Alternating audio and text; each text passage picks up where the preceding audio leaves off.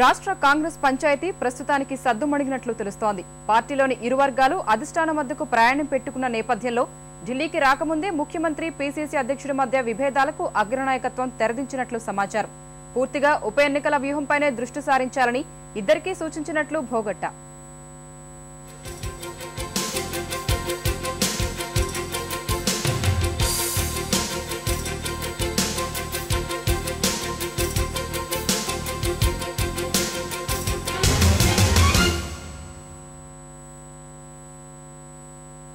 కొన్నాళ్లుగా రాష్ట్ర కాంగ్రెస్ అగ్రనేతల మధ్య నెలకొన్న విభేదాలకు పార్టీ అగ్రనాయకత్వం ఫుల్ స్టాప్ పెట్టినట్టు తెలుస్తోంది.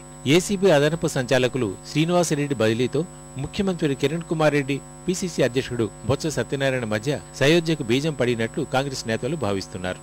అయినా పార్టీ రాష్ట్ర వ్యవహారాల ఇన్ఛార్జ్ గులాం నబీ ఆజాద్తో ఢిల్లీలో జరిగిన సమావేశంలో ముఖ్యమంత్రి తీరుపై పీసీసీ అధ్యక్షుడు బొత్స, డిప్యూటీ సీఎం దామోదర రాజనరసింహ కొంత అసంతృప్తి వ్యక్తం చేసినట్టు సమాచారం. ఏసీబీ దాడులు, తదనంతర నివేదికల లీకేజీ వల్ల పార్టీకి నష్టం జరిగిందని, ఇదంతా ముఖ్యమంత్రికి తెలిసే జరిగిందని వారిద్దరూ వాదించినట్లు వినికిడి. ఏసీబీ దాడులకు దారితీసిన పరిస్థితులు, వాటిలో తన ప్రమేయంపై ముఖ్యమంత్రి వివరణ ఇచ్చినట్టు సమాచారం. ఇరువురి వాదనలు విన్న ఆజాద్ జరిగిందేదో జరిగిపోయిందని వివాదానికి తెరదించారట. తర్వాత పూర్తిగా ఉప ఎన్నికల వ్యూహంపైనే దృష్టి కేంద్రీకరించినట్టు సమాచారం. ముఖ్యమంత్రి, పీసీసీ అధ్యక్షుల్లో ఎవరినో ఒకరిని మారుస్తారన్న ఊహాగానాలకు ప్రస్తుతానికి తెరపడినట్లే అని పార్టీ నాయకులు భావిస్తున్నారు. తాజా అంకంలో బొత్స కొంత పైచేయి సాధించినట్లే అని పార్టీలో గుసగుసలు వినిపిస్తున్నాయి. ఏసీపీ అధిపతి శ్రీనివాసరెడ్డి బదిలీ ద్వారా బొత్స పంతం నెగ్గించుకున్నారని భావిస్తున్నారు. బొత్సను తొలగిస్తే ముఖ్యమంత్రిని కూడా తొలగించాలన్న డిమాండ్ ఆయన శిబిరం నుంచి కాంగ్రెస్ అధిష్టానానికి బలంగా వెళ్లినట్టు తెలిసింది. ఎక్సైజ్ విధానంలోని లోపాల ఆధారంగా పార్టీ నాయకులను రాజకీయంగా దెబ్బతీసే ప్రయత్నం చేస్తున్నారన్న వాదనలు ఆజాద్ దృష్టికి వెళ్లడము బొత్సకు కలిసొచ్చిందని కథనం. అందుకే మద్యం సిండికేట్ల వ్యవహారానికి త్వరగా తెరదించి ఆజాద్ ఉప ఎన్నికల వ్యూహానికే ప్రాధాన్యం ఇచ్చినట్టు పేర్కొంటున్నారు.